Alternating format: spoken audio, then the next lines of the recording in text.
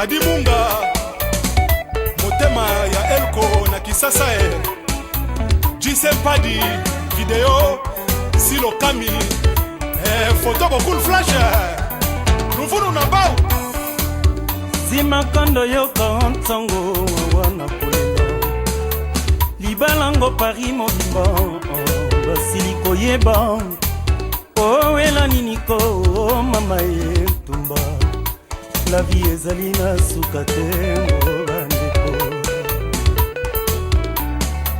Loleso nini nakoki lisusu na sala Po banzembela ngai ye Ya nsuka yo nde moto tikalaki na nga misha Yoga sere Nazalia wantima kolela lela ntango isomisha keva Azonga Oe papa ya banawo Baninga bamanaka na makwela mpe bisengo Oyo yangai ekomi etumbu na kolinga mishan Silika kotanda kwa Nzambe mpona sambela Mapambolina yawe mokonzi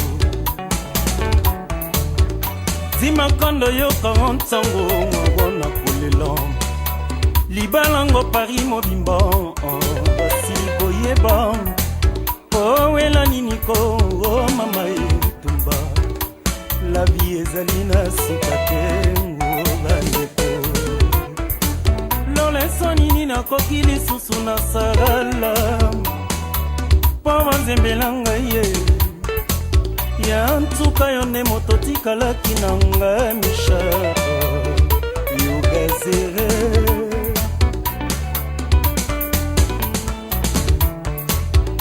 Nazali awa ntima kolela lela ntango isomishaka keva Azongaka Oye papa ya banango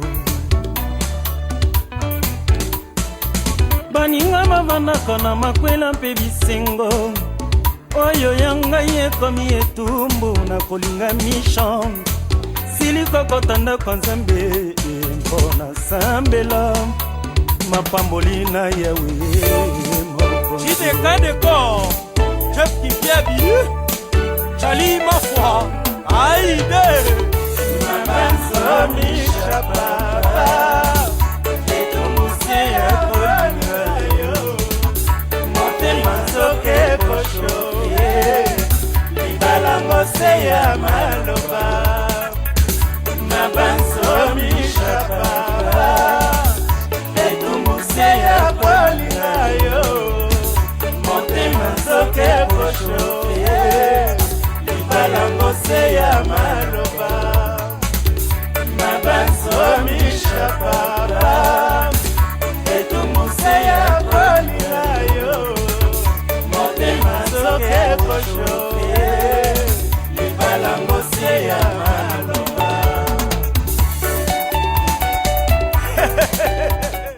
Voilà, merci beaucoup à vous, chers fidèles internautes, fidèles téléspectateurs et à chaîne Mounene. Je sais pas des vidéos TV dans le compte de votre émission découverte de communes et des tribus et des quartiers, j'allais dire. Aujourd'hui là, nous sommes dans la commune de Barumbu, spéciale Mishakeva. Pourquoi? Parce que la vie des gens, la découverte n'est pas seulement de communes et des quartiers, non plus de tribus et de provinces. Et aussi la découverte de vie des gens. Ils vont nous parler comment est-ce qu'il a commencé sa vie. C'est pour nous aider, nous les jeunes d'aujourd'hui, de comprendre que dans la vie, c'est un combat. Misha Keva lelo aza Misha, mais azagindeni lobby pour comme le Misha Keva. Donc merci à toi, le caméraman le plus intelligent, notre coordinateur Jean-Claude Bessissa. Pourquoi pas aussi merci à celui qu'on appelle comme ça le boss. Si ce n'est pas des vidéos TV, je dis merci à maman Nicoletta Moda. Je dis merci à tout le monde qui ont voulu participer dans l'émission SOS. Il y a un sanatorium. Donc il y a eu une dame qui nous a envoyé $300. Nous allons donc tout ça aussi que cela. Pourquoi pas je dis merci comme ça à tout le monde. Mauvais Ribil Ndingu, le partenaire officiel de Clever Lisenga, Blaise Ntseka de Bogard de Stuttgart, Papi Chama, Pasteur André Ndombasi, Maman Nabiso, Claudine Zongola, charismatique, Moté Maya, Papa André Mavichidi, sans oublier notre très cher mauvais mise au 15 Bilele, Maman Véro 15, Maman Véro 15, Maman na Jenny, sans oublier mon vieux de tout le temps, commandant Lipa Sayana pour le Mananga. Tellement belle Maman Nabiso, Élisée Mboma, Bijou Mboma. Donc aujourd'hui là, c'est pour le compte Babi Kitala. En tout cas, tellement branché scotché, abonnez-vous massivement. Je suis dans la commune de Barumbu, la thème en avenue Kabinda, croisement Kabinda Kassai. Parce que c'est une émission de découverte. Tu as découvert via Misha Keva, tu as découvert mon Kiepe, il y a mon Barumbu, mon Kiepe, parce que la thème en a croisement Kabinda Kassai. Mais pour le compte, il y a découvert la commune de Barumbu, c'est pour la semaine prochaine, de découvrir ensemble avec vous la commune de Barumbu. Donc voilà, on a un croisement Kabinda Kassai. Derrière la caméra, il y a quartier camp, on attrape. Esclape que tout le monde a Misha Keva, to beta li solo, il y a Misha Keva, to beta li solo. Mon apoto pour le compte de cette émission, découverte de communes et de quartiers. Appelez-nous, les numéros sont là. Déjà que le vers les 5, on a plus 243 81 270 8600. Ou bien, la numéro c'est sur Bengi Corridor ou Yambayo. Après ce numéro na biso, tout sur la masolo na yo, to beta masolo ya ba kinois, to beta masolo ya ba na mboka, to beta masolo ya ba patron. Pourquoi? Parce que cette émission, ça nous permet de comprendre le vrai valeur de quinois. Aujourd'hui là, c'est spécial Misha Keva. Mon apoto à Tama. Mon apoto le rôle avait dans ngaïe. Boambo ma palangana di. Boambo ma palangana. Ok na poto tongo ve boambo ma. Et ça te beta masolo na musicien. Les immobiliers, ça fait quand même bien. Aux Zimbabwe, on a Poto, aux Zimbabwe, on a Nord, aux Zimbabwe, on a Angola. Venez investir ici, parce que c'est très très important. Quand vous investissez dans votre pays, ça donne de la valeur de votre pays. Donc, dans la commune, il y a Barumbu, mais ce n'est pas une émission du genre découverte commune Barumbu. C'est une liste spéciale Misha Keva. Merci au cordon Jean-Claude Bessissa. Merci à Mobos, je ne sais pas du vidéo TV, Maman Langa à fond Baba, je te salue. Pourquoi pas aussi, je n'oublierai jamais, lui c'est mauvais Ribil Ndingu, le partenaire direct de Clever Lisenga. Doli Malong, elle est mignon. Bana Tchangou, Bozol, elle a tellement ébélé. Torozon a Tchangou pour une autre version, du genre de découverte. Eric Kanza, la bossa nyoté. En tout cas, vraiment, déjà je me dirige dans la résidence à Misha Keva. Tout sur là parce que le Lozali spécial Misha Keva. Owera Ayemba, Fali Ayemba, Bayemba est tellement trop.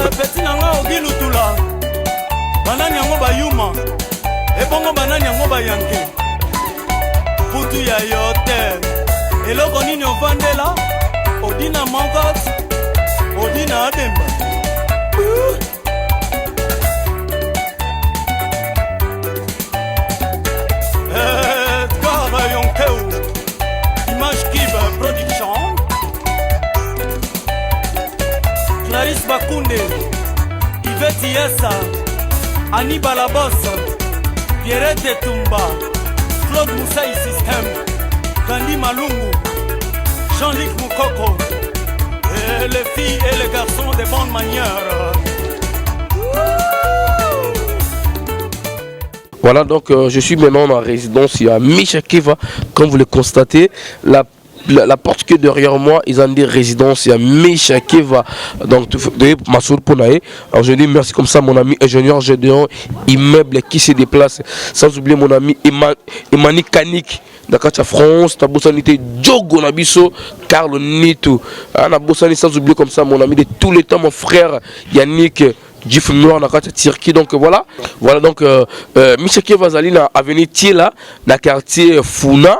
eux allient moko ya quartier à commune ya Barumbu mais cité oyo mobimba ils a cité Onatra donc to côté la 4 tout le monde a Misha qui va te bête masolo il y a Misha qui pourquoi parce que l'autre est spécial Misha qui va pour le compte il y a découvert de communes et des quartiers to découvrir ce que le Misha qui va mon apporter à Tongo hein le rôle avait la biso JP Diamantino mobanga Antalo on avait découvert la vie de JP Diamantino aujourd'hui nous découvrons davantage encore la vie il y a Misha qui va au Azali mon apporter à Tongo ba yembela mission tellement ébélé miso kenzo bilele ayebi hein Baudry de Campo mon vieux ayebi yango def c'est de mia la paix ayebi yango de limalonga ayebi donc photokota vena biso babi kitala donc tokota to ta porte ba biso quoi merci voilà chanter Tokia mais la porte voilà donc nous sommes déjà entrés Ndokomoni Kimezali la Leli ouais donc voilà donc voilà merci nous sommes déjà dans il y a concession il y a résidence il y a Misha qui va est-ce que tu bête ma solo à vie to côté Ndokambi biso moi les solo t'as 2-3 minutes quoi Ndokomoni bien santé bien Kimezali c'est plus magasi pardon comment on a matono kiboba ah bien télémi hein ouais Talara gérant Misha Keva il est gérant un gérant au niveau gérer bloc minene hein makasi parce que mon repère so ko fait so gérer loko faut amotema munene aux appelés qui na makilage ya famille so ngana zali avant derrière na wa famille libotamo quoi libotamo la mona ngane longueur merci na sepeli fort voilà merci beaucoup donc nous allons parler de Misha Keva aujourd'hui pour le compte de l'émission Découverte de communes et des quartiers vas-y ave akomika sikoyo po azali kolo atala ndenge ba osala ba poudre kuna fa ba couler azali kolo kuna faut pas couler hein en tout cas bana poto à Tongo je vous dis Misha Keva azala ba print digital parce que moni poto ba te belé bana poto mais ba print ezate hein on a poto faut na poto beti 40 ans na poto 50 ans na poto empreinte hein ezate mais Misha Keva ba print yango ouais bon courage na mayele na makila robota mama la famille bon Misha Keva bota la famille mo boye eza famille à chance ce que tu as pouvoir à makila peut tu as pouvoir à chance à ozambongo so oya yebité à comprendre ndenga yebeli mais biso bata famille to yebi ke famille ki bo beta famille makasi voilà merci beaucoup Robin Gavé. Ouais, mais d'accord, merci. Donc nous sommes ici, donc voilà, nous attendons que notre vieux Misha Keva quitte parce que aujourd'hui, il y a spécial Misha Keva. Ah, donc Claudine Zongola, charismatique, Ruby Lindingu, sans oublier mauvais porto, c'est Lema. Nakati, maman Abiso Vero, donc Tozali Awa, pour le compte de l'émission Découverte de communes et des quartiers, au Betali Solo, il y a le boss Misha Keva Oyo, Azali Moko, partenaire, puis Makasi, dans la chaîne, je vois Vero Kita. Merci mon cordon Jean-Claude B6 donc via la Kita donc des gars en tout cas moi des gars vraiment Kita bonjour bonjour bonne santé qui tout quoi vu que surprise le là bon c'est une surprise na dinibino voilà je sais pas des vidéos tu veux les boss j'étais sali il t'a dit pendant ah je sais pas des pire petit dans propre tout dans le secteur mon ami qui yem datini bino yem habito betali solo ya Misha Keva et non bango mais non venant sentir les gars Misha Keva bon azamu na changu na kena mikili na 1989 donc précisément la France bon na sali 89 ça fait 30 ans 31 ans donc on a vécu à Poto. Avant de vivre à Poto, na banda qui commerce, na kisasa côté ka pétrole. Excusez, pétrole parce que quand tu parles de pétrole, il y a pétrole de Bafi, pétrole il y a Manzanza, pétrole il y a bidon, pétrole ndeni. Le pétrole on est côté ka, il y a pétrole il y a Gunino, ba benga ngo bidon 5 litres. Donc 5 litres, tu gina ba masalanga, les tozo kola. La couille baba na biso to note ka pétrole. Le pétrole il y a 5 litres. 5 litres boye bochona na ba quoi soki to comme na 18h batu bayaka bazo na yela mulangi. Ce mulangi mo ebimi parmi ba masalanga.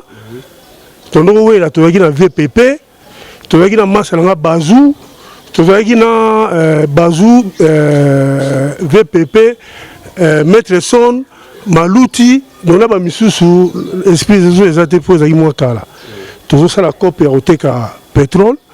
Après, évolution malé, mais nous avons commencé à faire des cigarettes. Nous avons fait des cigarettes, des bananes, des nino, des paquets moko. Nous avons fait des cigarettes, ambassade, nous avons fait des cigarettes, tumbaku, non, tumbaku, légère, ambassade. Basigarette on note ka kalana donc maintenant au capi pezalaka malembe toujours teka mais tu as une stratégie mambatique pour la quartier la vie dans un territoire dans notre antique alors on dit qu'on peut et na banini wala côté ka babiloko wana les années 82-83 mais entre les autres quand on a une chic on a une période de vacances parce que tu mets sur la Micha Keva on doit préciser ligne tu chic on école nini bon la tanga na Saint-Martin école primaire après laquelle na institut scientifique de Gimbantek la salle session scientifique option biochimie de la longwana la taille une année les faux banques dans ça qui cours d'approvisionnement. Voilà, TV radio, tu photo mona école vers Tanga parce que à l'objet atteint na Saint-Martin un institut scientifique il y a Njili et puis pardon et puis il y a une Infobank photo mona parce que to beta et puis to mona manzanza pétrole faut banir la COP il faut bon mona que pétrole mozani photo mona veut préciser moni awa na banda COP awa ate kufa bacha ndako photo koma tout le monde a voilà vers banda COP awa voilà et ça problème était tout le monde on lelo tout le monde n'a pas la banda qui pour na comme lelo ni dans lelo voilà. Voilà, merci beaucoup JP Diamantino, Talo, au senti toute cette émission. Il y a Micha Kieva parce que tout bêta l'isolo na yo, l'autre bêta l'isolo il y a Micha Kieva. Mon boss, JP pas de vidéo TV, et bien on continue à la résidence. Je ne sais pas moi, il faut faire awa ou bien parce que bien apporter belé aujourd'hui il faut qu'on se le dise hein. Le bêta fait dans la Zak Baba sur Gisalia passant. Il y a aujourd'hui testament au Tilabana Mbanda. Tu as 14 enfants, il y a 10, au Pessiban Mbanda, tout le testament, moi on a mon côté à côté. Il y a 10 enfants, moi on a mon côté à testament, mais Bana Mbanda 4, au légué, bango ba bien. Michel va ça la honte. Michel va ça la honte. Comment tu peux accepter combo bouni na vie? Ozo bomengo na yo pesa mo na yambanda. Et puis ba papa ya bana wana Zak la biboui, bula muka. Moko la bango za patron makambo diamant moko za muluba musicien benaba na yo opération bena mwana yo bena mwana rebile ndingu mon vieux bena mwana cordon nga Jean-Claude Bessis il a compris opération bena mwana petit David système bena mwana yo comment tu peux être comme ça mais sur mon résidence yo ma mais juste ce gars pour superviser ba misala il y a awa na bomba ati mais mais c'est pas facile na barumbu na barumbu mystique donc premier bâtiment na tongo 10 ans 10 ans siko oyoyo et ça deuxième bâtiment na tout ça lango ça fait depuis quand la outil le 26 décembre na salle yango 6 mois oyo donc 6 mois voilà et là on a tout ça là ça deuxième bâtiment. Vous visez en de 3 comment? Il y a 2 niveaux. Donc il y a 3 appartements. Premier bâtiment, il y a 12 appartements. Oyo, il y a 3 appartements. Donc parcelle Oyo, résidence, il y a 15 appartements. Ok. Asugo, oui, qui la porte, mais je suis jaloux. Nous avons un qui la porte, mais tu es jaloux. Pas mon ami Chaki va bilor aboué. Il y a des gars parce que tout ça qui est poto, qu'on a la pongité.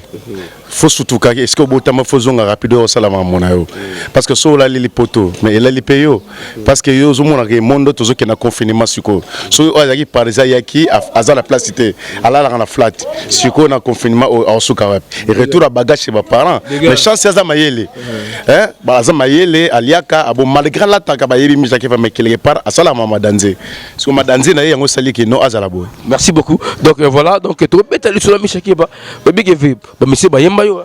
Beaucoup de musiciens Bayemba, Emenea, donc King Kessere Meneya, Werason, Marie-Paul, na banda pas Marie-Paul le roi Pelé, premier musicien au bois quand on a vu dans Marie-Paul, en 1991, na habité sur Yosa Iwap. La Botamari déjà, la Botamari déjà, j'étais pas encore la Botamara Langa, mais t'es moi la mouké pena pété, n'a des garçons. Déjà, 91, déjà si je me trompe pas, là, 6 ans. Là, la mouké voilà, c'est Marie-Paul la Boa. Marie-Paul, premier musicien, à des disques Marie-Paul, premier musicien. Après Emeneya, après Werason, après ma mission Moussou na expliqué. Voilà, dans la musique, au garder relation ni na musique congolais. Bon, ba musique congolais, baza ba massa net Wera, aza massa na propre. Donc aki pile mutu, donc a rosa za ki sasa. A oti na tato Elliot. Elliot wa ki secrétaire na ye, aba kende ko kutana Misha Keva, yebisa ki na tel jour.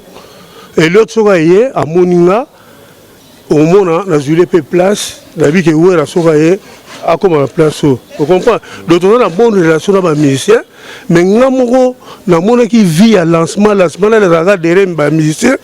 Nous avons un moment où on expliqué, on a stoppé, on a bien continué un peu bon côté, on a fait la salle à Komboranga. Il y a un moment où la salle est là, on a Oyo, pour être à la Komboranga. Voilà.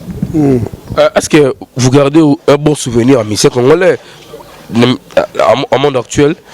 Est-ce que vous avez un bon souvenir malam na bango? Ouais, là on a un souvenir. Ouais, pour le banzembo, ouais, bah boire quand il trop, sur les lots nous yo ya kala, bon comprendre que non, là il va proche de musicien.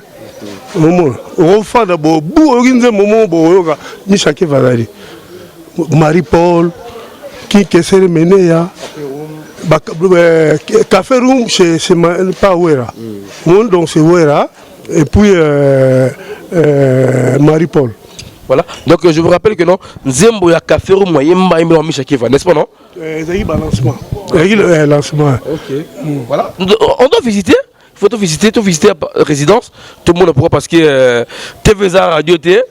Pourquoi Mouna Boura Koukila TV n'est pas radio, faut tout le monde bah indice, bah empreinte, il y a Misha Keva. Pourquoi? Parce que le lot d'aller spécial Misha Keva. Tout le monde a tout le monde il y a pétrole, il y a cigarettes, tout le monde a parcours, parce que tout le monde a solo, il y a Misha Keva. Et puis je vous assure, je vous confirme, de tourner une mission à Batou, mais il y a Misha Keva spécial. Pas avec que la calme, vous avez bien assuré. Tout le monde a charroi. Ma matato règle l'eau. Tamara mongo. Matato règle l'eau. Tu bailles ba champagne l'eau. Tu roules l'eau. Donc on a les boss Misha Keva. Bana poto pesa zouate. Yo beti 40 na poto 50 na poto tongate. Et t'as les bisoté. Et t'as les bisoté. Vina yo ngwana. Ma vie Misha Keva yango. Misha Keva vini yango. Et ça oh te to qui ne peut na chantier mususu. Parce que alingi à investir dans l'immobilier. Parce que à tel, obiringo, ma personne pris dans ils ont le prix à parcelle en France. Quand on se marie en en 2007. 2007, et il a valeur il y a $50,000. Les la somme en 2007. La construction. Le pango le lot a la valeur il y a $200,000. Sans construction. Si on a tiré construction, ça combien? Voilà. Donc on a habité. Voilà, donc comprendre cette parcelle sans construction aujourd'hui, c'est dans les $200,000. Ce que Bilor était mis Oyo, à quel $1 million américains, ça veut dire, Nakata France, à Kangi, 5 parcelles. Parce que mon dieu, la valeur. Soit ce moment, on a Château Rouge, on a habité, on a parité, soit ce moment, on a Élysée, Nations Élysées, on a habité. Est-ce que vous rappelez la boule pénètre jour au fond de l'hôpital et l'eau qu'on a en tête? Jamais, na ligu deux atta 10 na kisasa, jamais na rote kango oyo, ezali héritage ya bana nanga, on a bota. Donc on va otika nango. Biso to te karaté, to baksara au baksa. Eza héritage ya bana nanga, big les grands banquiers. Voilà. Kenny Keva, Dylan Keva, Yannick Keva. Donc ça héritage na bango on a saleli pour la vie na bango oyo bango ba ozala. Donc avant la kufa, so nzamba pesi na chance. Na za na vie belé, biloko bona ozanga ta 10 na kisasa. Merci pour votre détermination. Kelly Keva, mon monsieur papa sali hein. Balobi mona malamu a retard ko papa na ye. Vous étiez à malamu misambu malamu. Dylan Keva, bozomona ta papa le roi sali parce que papa c'est un Congolais. Peut-être no boto boto mais qu'il a poto, mais papa c'est un Congolais, il a compris la réalité de la vie habité. On doit investir dans notre pays et puis investir wapi na commune à Tongo, commune Barumbu. La centre-ville aza non loin na Gombe. Donc Gombe na yeza 5 minutes à la Gombe. Donc venez sur fan dire soyez pas bien le roi loué sango na habité. Alors l'arabe venez enregistrer pas de vidéo TV monument Michaki va beti. Boss ya Tongo tout le monde a blora boye. On prend bana porter belé to la pongi hein. Mama ngami qu'il namte mais bon la pongi. Pongi ça nini? Ura Mbio, Uchimo Yuji, Uchimo Kasamoto, Uchimo Dolce Gabbana, Uchimo Versace, mais au beau sani immobilier. Michaki va tellement question d'anga avant de continuer. Il s'est fait yo temi dans la bleu renouvelé. On va former dans le blanc souhaité parce que biso zongi ba grand guerrier. Soko tuni ba wera ba mari Paul ba web sabino ba nana ngo ba simba forme. Mon ngai na no pesa ba musicien bilamba na poto. Donc ça ne sert à rien. Ça ne sert à rien dans le bilamba. Donc ba musicien o ba yebi. Tous les musiciens congolais ba yebi Michakeva na mamba forme. Donc ça ne sert à rien vous présenter que vous êtes ni dans le bâti tous les musiciens congolais ba yebi. Ba petit nga héritier ba yebi. Ba Marie Paul ba yebi. Ba wera ba yebi, les King a yebi. Donc tous les musiciens congolais ba yebi Michakeva. Ba yebi mamba forme dans nos salons. Mais na stopango na landango muke mais mikolo ezaka immobilier na tellement esprit dans immobilier. Voilà, merci. Attends, baby, mais t'as la biso comment il a mis à babaté hein. Il a mis à babaté frère même la melo on a la boina lo ba que vers le 5 lobby bon comprendre le lien spécial Michaki va donc tout n'aura beauté ba costume dans la palais et le lot passé parce que toi Michaki va mon ebe qui va roulinga ngabe fa linga na ndenge na ki mona kini mais va lingi ko le ngai po ya mona poto ave ba bloro yo ve et la meya babaté quoi il fait le bas bana poto ba sentir les anniversaires parce que sur le bité et amabe voilà ezali Yoji Yamamoto collection 2019 Yoji Yamamoto na pantalon yango collection 2019 Yoji Yamamoto et son état il me la boto lambo ya et lambo jamais nous devons parce que ça va pièce mon exactement mbongo ya osakanaté ressemble à lupango en kisasa mais la guepe c'est en forme solo déjà solo ça c'est ba Yoji bana poto tala ba ko sera biso TV za radio te ba beti ba Yamamoto vena makolo ba goma nini la gomme oyo ezali Armani Jojo Armani eza pièce voilà va beti ba Yamamoto ligolo bomoni yango ba Yamamoto yango c'est di Yamamoto hein? C'est du Yoji Yamamoto bazuwapi tabato yo bazuwapi fina sa beti ba George Armani donc ba biloko bazuwapi ngabe que les vers les séries na ndenge na télé malgré moi mais la télé quand même voilà donc dans la carte de résidence il y a Michakeva mais faut tout matin tout le monde en chantier tout comprendre il aura Michakeva ça pourquoi parce que la poto je dois encore vous insister de vous rappeler ceci. Au Canada poto ça fait plus de 40 ans aux la résidence était et à ma belle le pont wa famille était kama famille babo sana urakini et à ma belle ata bateka pour que de poto yo pe somba ils sont retika là le qu'on ba Michakeva lelo le qu'on ba je sais pas du vidéo TV ba rebili ndingu ba blaze nteka ba devs de miala ba body de campo ba JP Diamantino hein le rôle ba Papi Chama le rôle ba Claudine Nzongo la charismatique masse sociale le rôle ba Afomba le rôle ba Bijou Mboma Elise Mboma le rôle ba vena biso Boambo ma palangana donc otiki moi trace et l'euro yo ça de la valeur hein ça de la valeur un bon bel l'euro 15 appartements dans V il pense faire de bêtises aussi pour bosser la poto, des délires au moins aussi. Il Kabila aura $10 000, $20 000, $30 000, mais qu'est-ce que tu as à Kinshasa? On est l'or côté. Mais au Kabila aura $20 000, je mets $30 000, bah $100 000. Mais Michel Keva il a compris habiter. Où Ramon la main n'angai, à la main n'angai Michel Keva, faut être va prêtre. Bah Dylan va faire un délim. Bah Dylan Keva va faire un dengue nini. Celui Dylan a le retour qui ça. Faut Dylan a une qui en fait un peu tolo. Ça fait plaisir hein. Moi on a une qui n'a petit tolo. Tu vois? Ça, et puis bon la français, bon la poto. Surtout les enfants de la France hein, bah tout pour gay hein. Ça c'est notre concession hein. C'est pour mon père hein. Notre héritage. Voilà. Moi on a une qui awa. Voilà na njil loko la Michel Keva, bah comment le kelo ndaku. Il y a robata mam. Michel Keva malgré ça moi il y a Tchangu mais quand même les empreintes sont là. Ceux qui le disent là, Kin, alors dans les cigarettes, Dylan Keva, Kenny Keva, Yannick Keva, Elvin Keva, Big le banquier. Voilà, Big le banquier, Kevin Keva, Yannick Keva, Bana Papa Nabiso, il y a Venabiso, il y a Michel Keva, famille Keva, en tout cas, maman Nabiso, merci beaucoup pour les conseils. Pourquoi? Parce que ma mère va conseiller trop. Va conseiller trop. Pour le fond de cet esprit, ce moment a bien été, nous tous les allons aller au sein de ma maison. Par là, je remercie Madame Langa Yvette Senga. Beaucoup de chance et puis beaucoup de succès et longue vie. Merci beaucoup pour l'encadrement. Maman Nabiso Yvette Senga, maman. Maman mon conseil là était le monsieur Loro.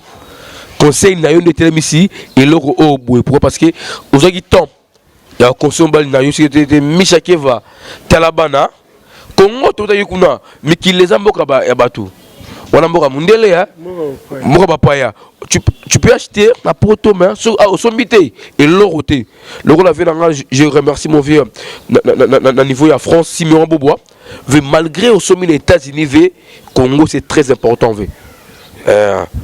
Trésor Nyangou, le boss, Congo Référence TV, malgré la proto de sombi des États-Unis, on a awa, mais chacun va sombi na ma belé na ye, a tongi na mboka banka, parce que ça véritable cas, va tongi na mboka banka, to mata, to mettre le soleil au chantier wana avec Michel Keva, to comprendre que ve a moutaboul et mouta idéologie. Pour le compte de cette émission, découverte de communes et des quartiers, découverte de vie des gens, découverte des tribus et des provinces, découverte de belé, l'autre découverte, vu qu'il y a Michel Keva à Mouké. À côté spécial, mais à Mouké. C'est pour vous dire aussi, yopé le rôle et c'est la jalousie. Parce que n'importe belé. J'allais poser cette question. Jalousie. Jalousie, c'est ma casse, c'est parce que. Bato belé tokena poto pour le loka bato belé il y a coopération dans l'époque bato bazu bambongo et belé na poto bambongo ici na bilamba na muziki na ba momi bambongo ici lelo yo mundele akanga tous les circuits allez lelo siko bato belé bakota mai mon biso zo compris idéologie ya nyaka oya lobaka le nyako sur la base qui faut besoin de l'eau ya makasi vous avez parmi les blancs avec colata makasi et puis faut en a idéologie donc on a vraiment aux en l'eau donner les cours en bas inzongolo mon biso sur autre to les gars bloc voilà oh les cours à l'obaka ya on ça la main batte belé na poto et comment mon boulou tellement mon boulot comment est trop jaloux comment makasi donc so ba moni oza misi ba no tongo partout au monde biso yo ba te belé ba ina biso ça les problèmes de le ba teli kaka ça même exemple ba mo ina yo sans on ça ba problème nous avons jalousie et comment makasi na poto. Voilà, il ne faut pas jalouser, la haute. Pourquoi? Parce que Bilotou qui n'a pas de n'engagement mort, peut-être Michel qui n'a pas de n'engagement pas si il peut être n'a pas de n'engagement facilité, bah peut-être pour mort direct, mais peut-être Michel qui va pour tenir bundara donc et le côté bien voilà, nous allons monter tout le monde là et le Michel qui va c'est la biso. Merci beaucoup.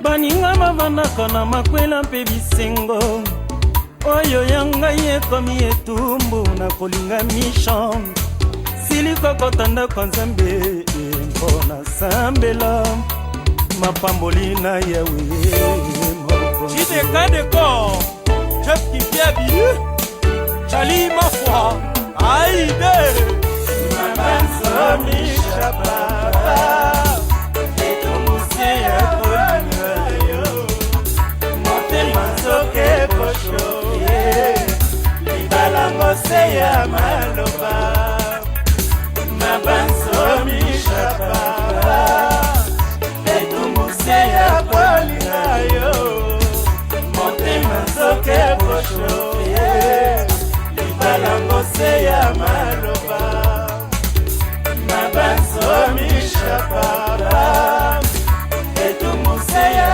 kolina yo Motema soke kosho Libalango se ya maloba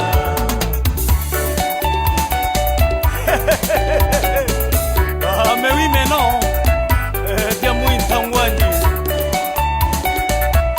Petit nanga ogilutula Banani yango bayuma Ebongo banani yango bayanke Putu ya yote Eloko nini ovandela Odina mangat Odina ademba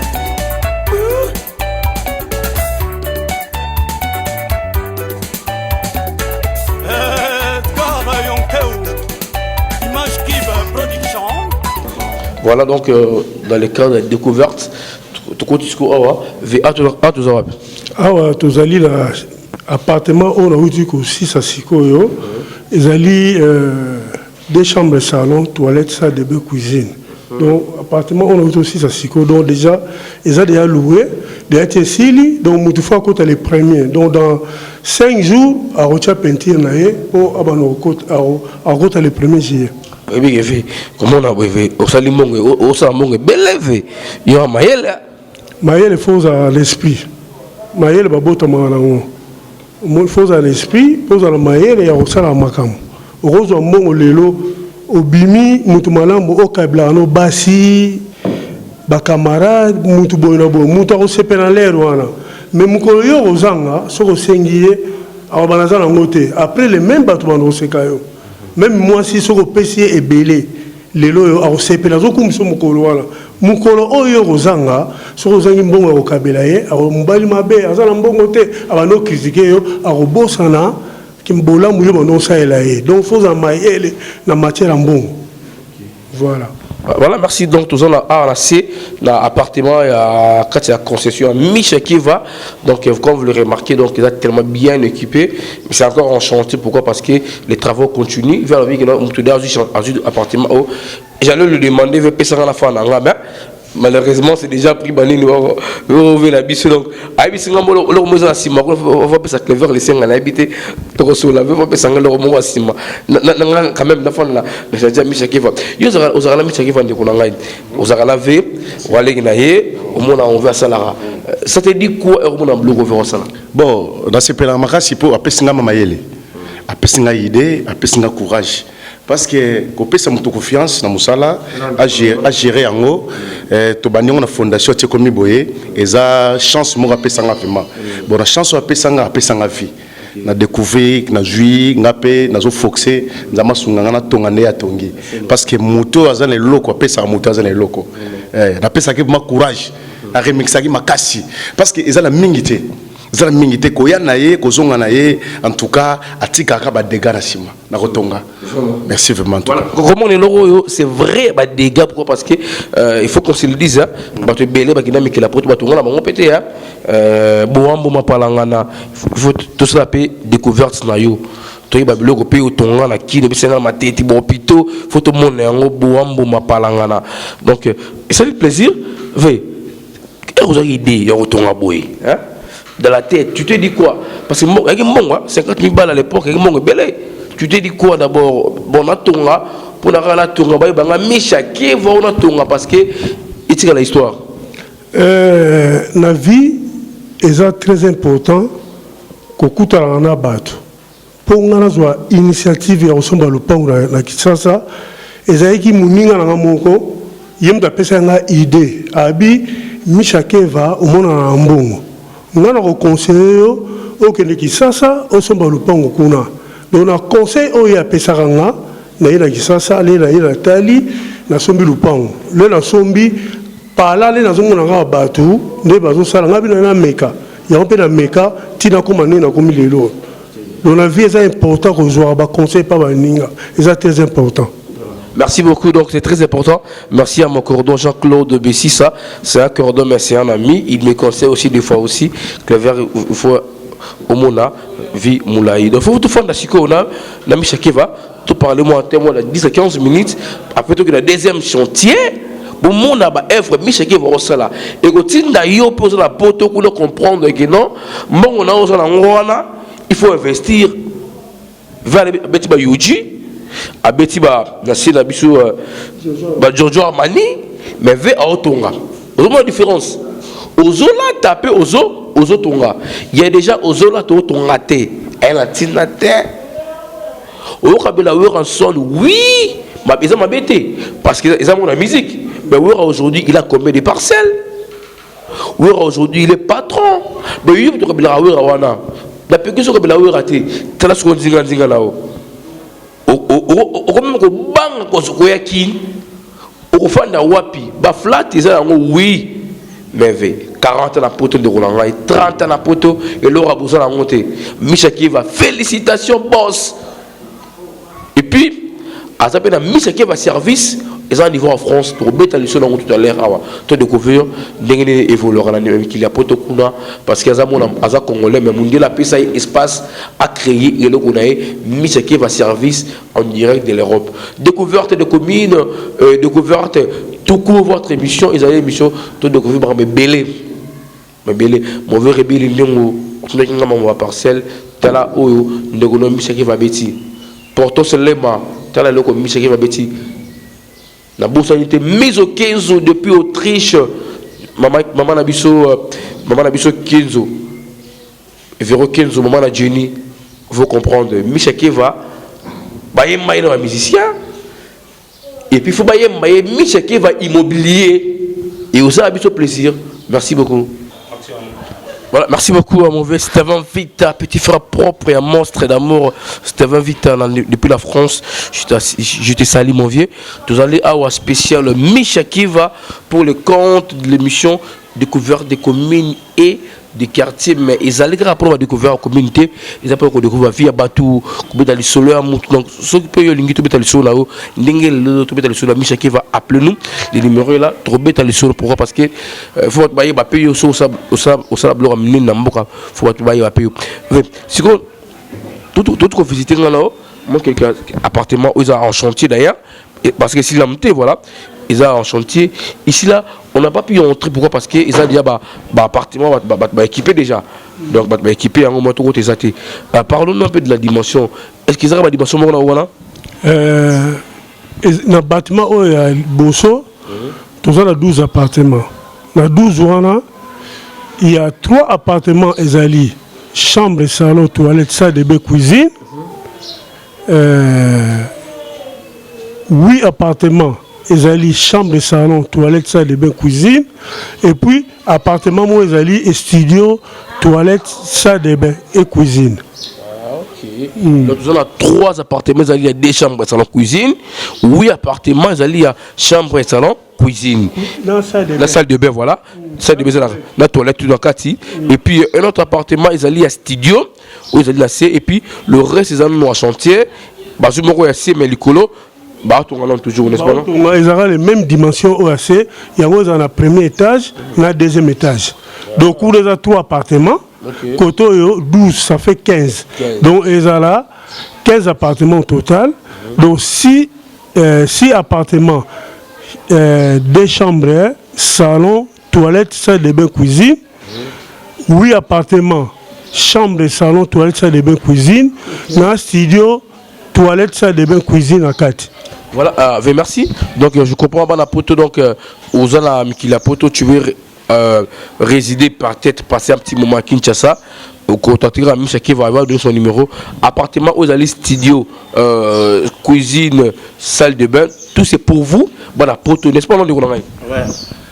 appartement et studio autoza nango awa zana salle de bain na cuisine na kati tout eza pona bapaya Braza bata Brazzaville bata Luanda bana Mikili ezala awa pe so zana posa oya rolala place ezali à part ça ezala place cité to ti mutuka Jeep Touareg eza location soko oye fan na ndaku oza posa mutuka oloe mutuka chauffeur aza sur place.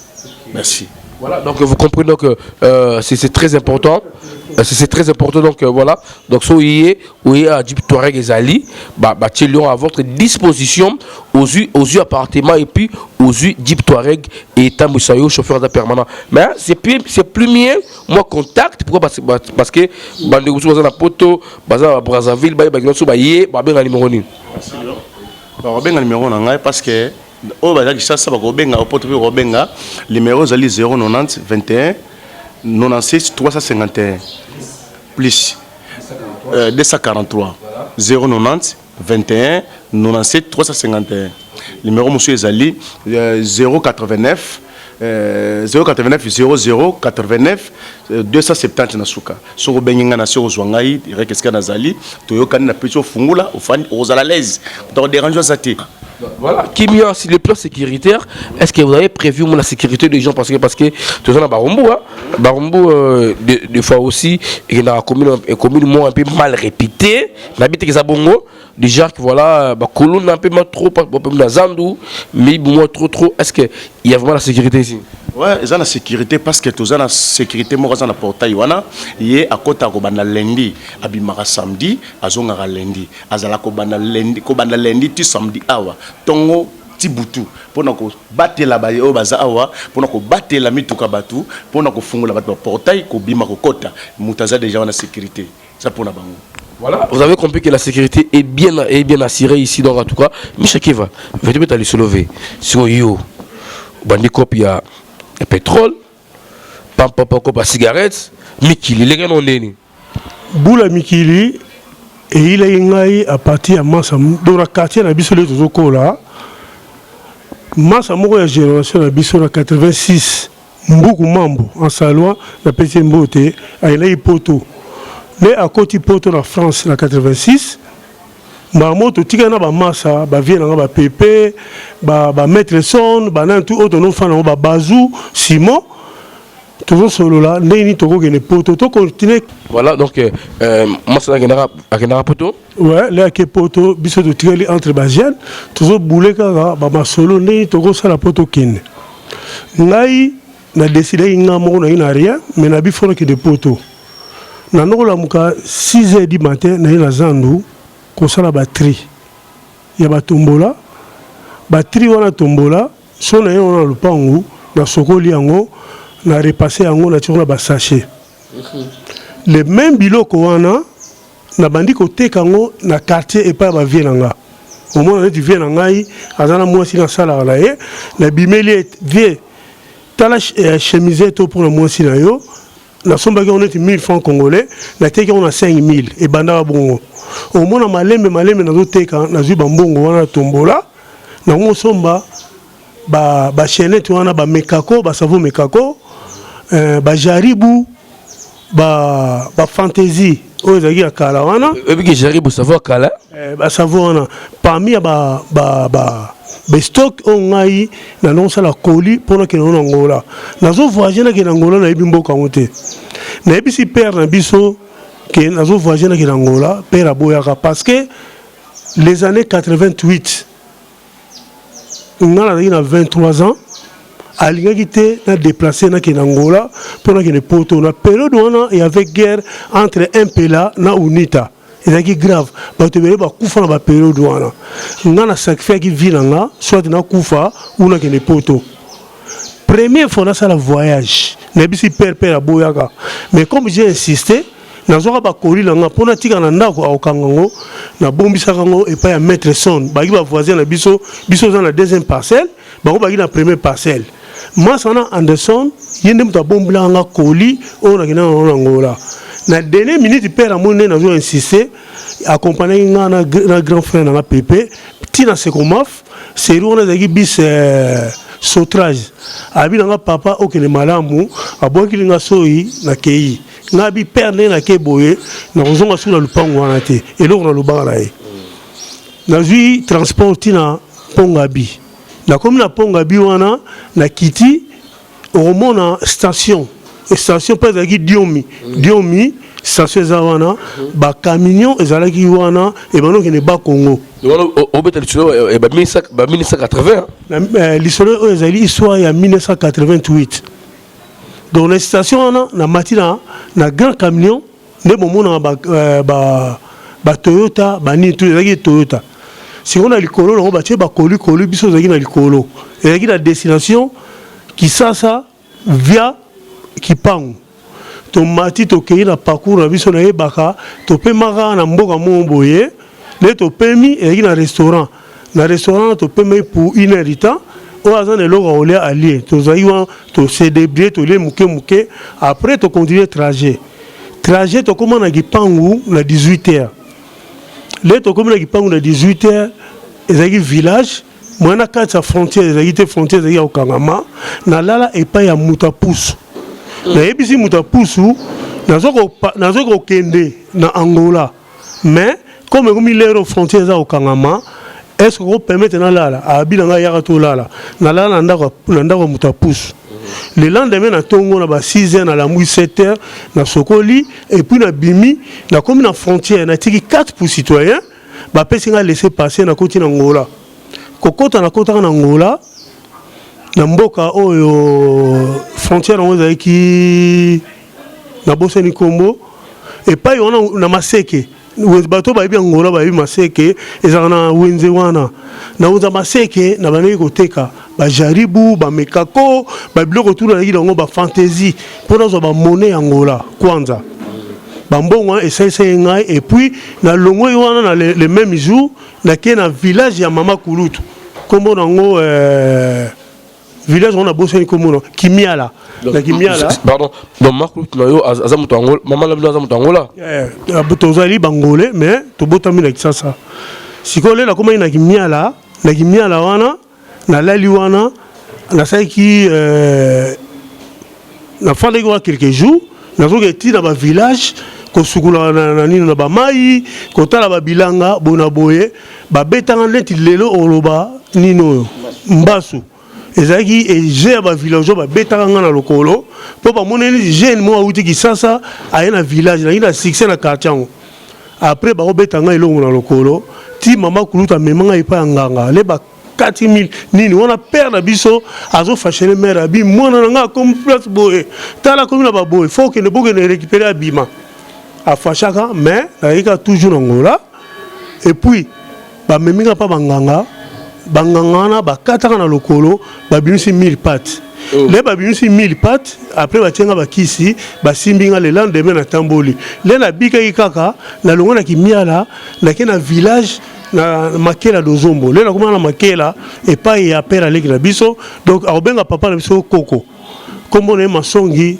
akufa déjà que son âme repose en paix Masongi Alphonse le na kuma et pas na ye ayambanga azaki na librairie na brasserie donc yaki bar ateka masanga bonaboy au moment où on a komaki wana atikile nga gérance na komiko gérer bar ti mukole kokaki na ebisi ke nga nazoke na Angola ye muta pesa nga chauffeur abi memeti na Angola na 88 wana tomati la kuluna na makela dozombo ti na Luanda na komi na Angola bayambanga pa ya Masongi Alphonse il y avait pauvre Masakidi il y avait Sele na komi kuna na ebisi bango na ve Evelino bango bayambanga na Angola le na komi na Angola na baturanga objectif neza nini ou projet na yo na ebisi bango projet na nga na ye ana na Angola pour que ne poto ba monenga de bizarre bango na buna bango balingaki na kota net na mamba gouvernement una sala kuna nga bina bango non nga na ye awa pour que ne poto ba inanga ba ko mefie na nga soki omoni batakala baki ba kota na Angola ba ko na esprit ba shungula so ba shungula ba ye bino fubo bima na parler parce que tous en image ba congolais te na fana na Angola malembe na Angola père biso cousin ngai Vedofi autokufa que son âme repose en paix père les azoya voyage vacances n'Angola père atini nga ventilateur en mupépé na tekango na valeur à 200 000 kwanza na 200 000 kwanza na babilo ka mikemke na tekaki yango mutu pese ngai nini na sala passeport na seli billet na uzwa passeport na uzwa visa après na uzwa billet na ke poto donc nazo mona Angola batu auti Portugal aye na Angola auti Angola ke Portugal ko somba frigo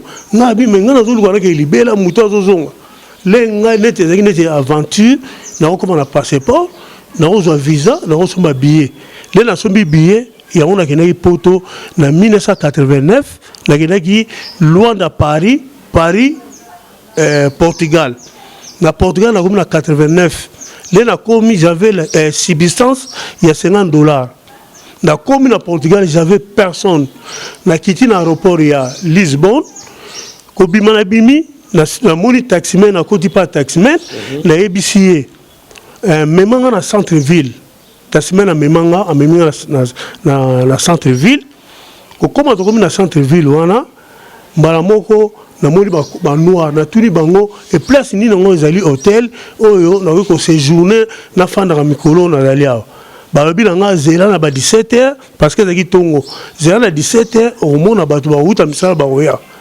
vers ba 17h wana na bon na bambongo na ki nango $50 na futi taxi les restes nano sillonné kana ba restaurant na côté na restaurant on a les tel menu na changer restaurant on a les tel menu na les ata 3 menus toute la Kanda Kinshasa donc il y a Chakamadesu il y a Pondo Limbondo il y a Fumbo donc on laisse le menu à Mindele voilà parce que ba portugais ba le meilleur ba cuisinier au monde baza grave na Rolamba surtout makaya ba benga balkayan baza grave na osana na balos. Donc na liaka ba meni après na poko nango les bato ba uti misala le bayaki na tuni ba congolais que neni pongo na uti ko koma pona zo place ba orienter nga ti na hôtel le na comme na hôtel ba senga ka passeport parce que le lendemain faut na bana musala parce que na période en 1989 ba gi na besoin bato pour basala ba misala kuna na Lisbonne le même jour nga na bi na ko musala lobi na tongo vers minuit ba sous-traitant ba yaki na hôtel ba zoluka bato ba liko sa musala moi j'étais parmi les premiers ba ju ngai ba memi so na province on comme on Sintra et na Portugal la kende on a j'ai travaillé un mois et demi ba futi biso mbongo na biso mbongo na permettre na zongi na on a Lisbonne sur la passaki 1 mois et demi donc na Portugal j'ai fait que 3 mois na 3 mois na a lancé un programme pour na côte à France. Donc on a outil par camion. Portugal, Espagne. L'Espagne précisément Ndaye. To Fandarawana. Toute la journée. Vers minuit, bah organisateur, il y a coopération en haut. Bah le but de minuit. To Katamaï. Na makolo. Il y a que nous les cananino. Na Yas. Il y a Rabis Yas. À l'église on a frontière. Si on est dans la montagne, il faut grimper. Donc, au cas où il to polé côté ba pantalon, tire ba genou, to kati si tire ngambo wana to ndiko grimper tire likolo, na likolo après to no kita parce que son télémi de l'autre côté, il expande bambila bazaki wana. Là to comme na sommet après descente, na descente to kiti normal. Mutu a sekou wana akata na frontière ba vérifier na camion et le résultat a yé moko a récupéré biso na liboso a memi biso tina na Bordeaux za na kati France après biso conseil bokanga maté muna mutu aza na place na ye bosomba ba billet na bino po bokene pa bozo ken to komi na gare wana to kabwani muna mutu asombi billet na ye et puis to zui train tina tongo na kati ya train. Il y avait que des contrôleurs. Bonjour monsieur, bonjour. Présentez votre titre de voyage. Aujourd'hui, bio PC Tali, c'est bon. À Grafango, à l'équina. Voilà, on a pour toi Kala, non bien, qui peut aller là. Pour toi Kala, voilà. Tu comme on a bout, tu as destination, tu quittes la gare au Serrit. On a cousine, on a servou, que son âme repose en paix. Avec Ozwanga, à Meminga, il a ndakunaye, à l'obina, non, Pexayo.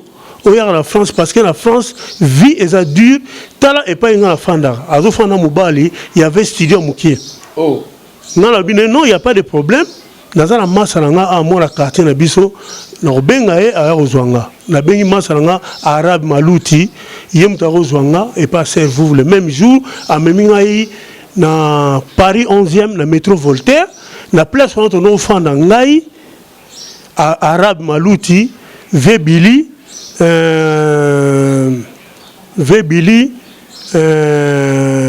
masa mobo ara vient na biso anofanda tezolala comme on est échappé tu as dit dans quoi tu fais na bango pendant 2 3 4 mois après massa ayi kozwa ayi kobala avant là ba massa tout bakendaki to tikalinga na ye na suka bato babi nango moni muninga zo bala folinga au début vie au ticket na place par là la tikaka ye après la changer vie na ngola na hôtel chaque jour na no sala coopération pour nous mbongo na futa hôtel chaque jour en France na sala cop tous les jours na futa hôtel ti na roza copie ndaka poa mo na Paris 20e na sombiango babukilanga ndako na kotaka. Est-ce que ndaka poa on fait expliquer parce que biso to bakino cette émission est à travers le monde entier ndaka poa ngé banini ndaka poa elivoloba ezaki ndako ya mutu ba mutango donc na pote salamaka na ndako mutu afandaka au monde auquel nos vacances pendant bien que quand libala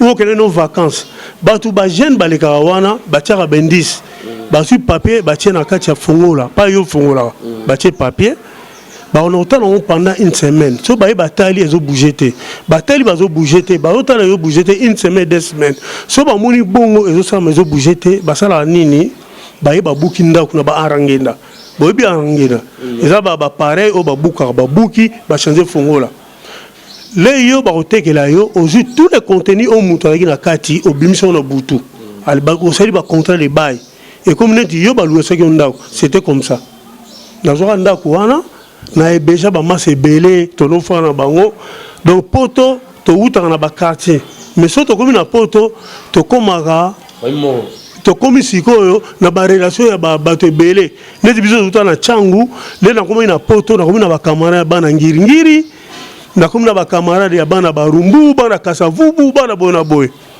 to fana na ba masse belé na beja na ndako wana ba ki belé ba sawa cousin na ngaki so na repose apo to fana na yewana Freddy Likenzo to fana na yewana ba Jise Dati ba José Ngwete ba kina vidi to fana na ndako wana ri au fil na Paris 20e to fana na ndako wana ti un jour après une année et demie mukolo ndaku akeno kota libala aye aya kotala ndaku na akobi boye acha fongola ezoko kokota te mbala moko a solo ina biso ndeni bokoti na ndaku to expliquer pepe si contre les bails là ateli contrat abi escroquerie pas escroquerie wana ba escroquer yango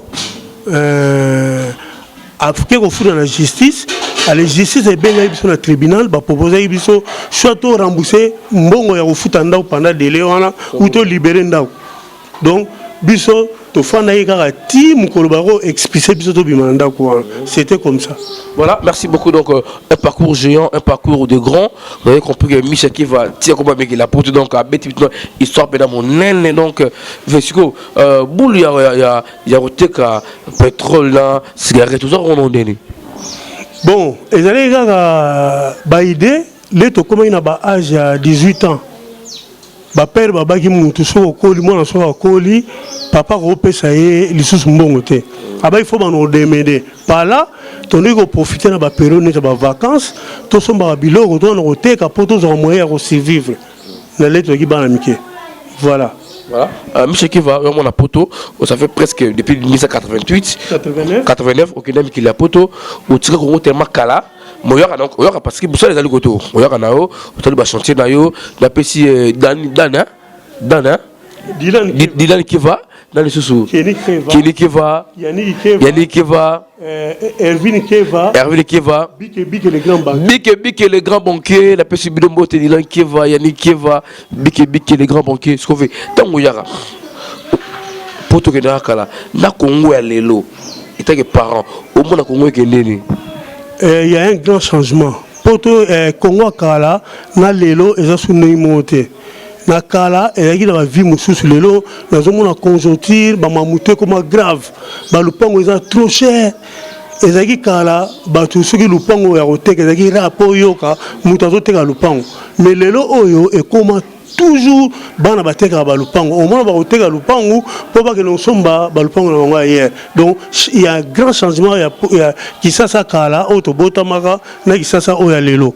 Voilà, merci beaucoup. Quand vous parlez de il y a un grand changement, le père, parce que tout ça dans le quartier Foulard, mais on a tra. Est-ce que au sommet le père aura moko biba associé parce que comme on a grandeur et si vous allez, et ça le père moko bien des parcelles. Et là le père moko, donc on a la chance, na somba le père o eza munene na quartier Mobimba. Et là le père o, et ça le père moko, et ça 20 mètres par 25, donc ils ont 500 mètres carrés superficie là haut. Voilà. Et le pont moko.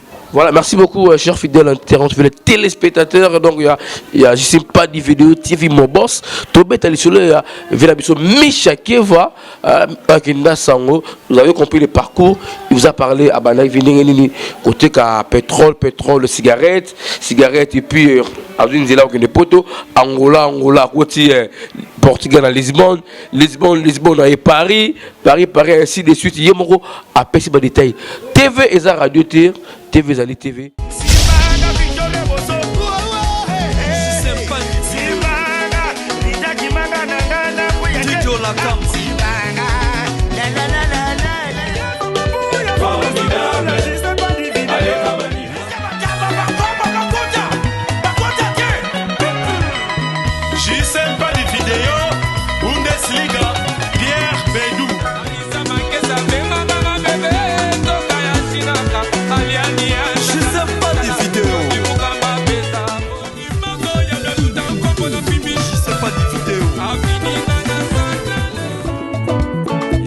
Pas de vidéos dans mon ching là-bas.